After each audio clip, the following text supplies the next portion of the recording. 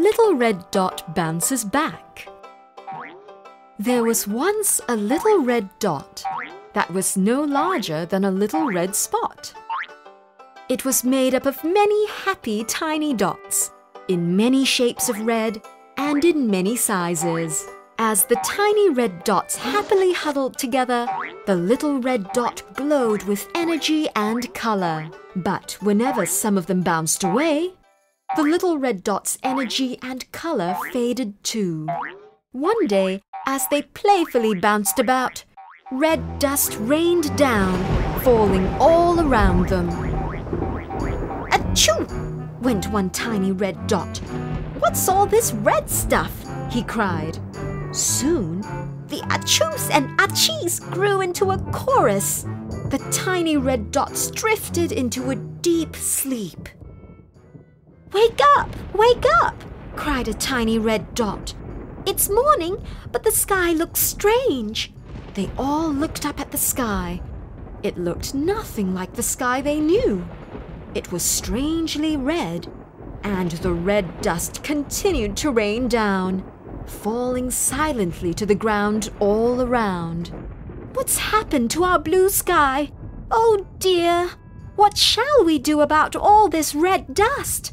A tiny red dot despaired. "The sky is too high for us to reach, and there's too much dust for us to sweep," said another.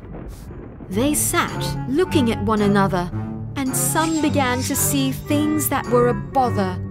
"Those with short hands and legs are of no use here," said one long-limbed dot, "because they waddle and kick up so much dust."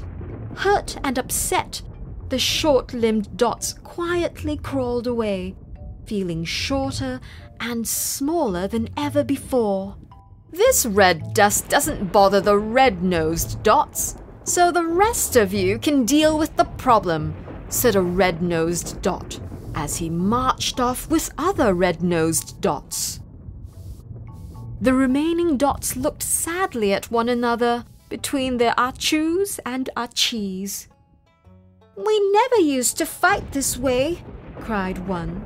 "This horrid dust must have got into our heads." But they did not stop squabbling. "You straight-haired dots smell strange," announced a curly-haired dot. "Must be the raw eggs you eat and the herbs you put on your head. Why don't you go someplace far away," he teased, "so that the rest of us can breathe?" Some of the straight-haired dots burst into tears, while the rest walked away in a huff. The little red dot was now only half as red and half as big as it used to be, and it could hardly bounce. "Let's try blowing the red dust from the sky," said one brave tiny dot. So the tiny dots huffed and puffed, but the red dust did not move an inch. "Maybe we should bounce higher," suggested another. So the dots bounced, and they huffed, and they puffed, but they could not get very high. The sky continued to rain red dust. "It's no use. We can't reach the sky on our own," moaned a dot. "We need the others to give us breath and bounce." Sadly, they sat down and thought of their missing friends. "Oh, how I wish we had not been so mean," said one tiny dot. "We could do so much more with them as a team." "Yes, my short-limbed friends had lots of bounce, even if they walked funny," cried another. "And my straight-haired friends could blow so hard. It's the eggs and herbs that make them strong," said a blue-nosed dot. "Tell them we're sorry and bring them back." So the tiny dots went to look for their friends so that they could get back their energy and color. Along the way, the tiny dots met the red-nosed dots. Now a shade of pink, they weakly crawled and croaked, "Oh, please take us back. We can't make it on our own. Without your brains, without your bounce." The other tiny dots quickly helped them to their feet, glad that they were finally united and complete. They huddled together. They planned once more to move the redness from the sky. "Why don't we use our hair dryers?" asked one bright, straight-haired dot.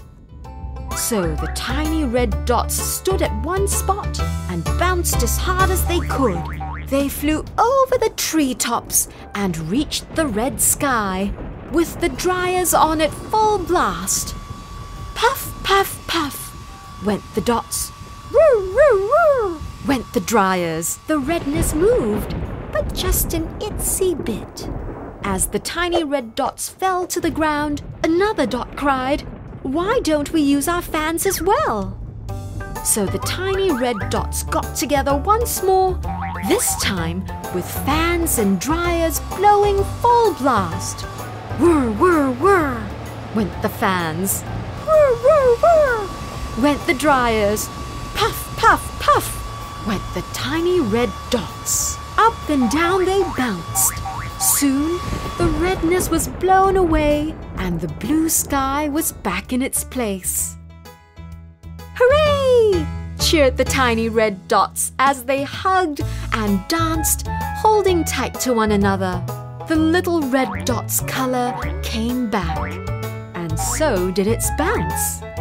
The achus and achies had gone, and so had the strange red sky.